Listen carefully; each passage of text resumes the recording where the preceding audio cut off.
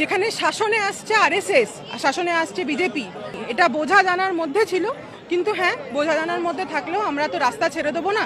আজকে থেকে কালকে ওরা গভর্নমেন্ট ফর্ম করবেন, আমরা বামপন্থীরা আজকে থেকে রাস্তায়, এবং যতদিন এই অত্যাচার ওনারা চালাবেন আমরা ততদিন এভাবেই রাস্তায় থাকবো। না না না না না না না, তোমরা আজকে থেকে রাস্তায় নও। তোমাদের 34 বছরের পরেই মমতা ব্যানার্জি ছুঁড়ে ফেলে দিয়েছিল, তখন থেকেই তোমরা রাস্তায়। আর একটা কথা কান খুলে শুনে রাখো, এরপরে তোমরা এই রাস্তাতেও স্থান পাবে কি না সেটাও সন্দেহ আছে।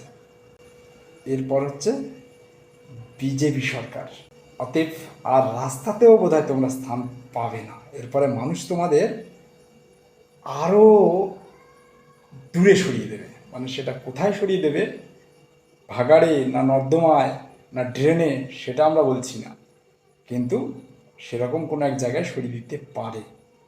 তাই এখনও বিচার বদলাও।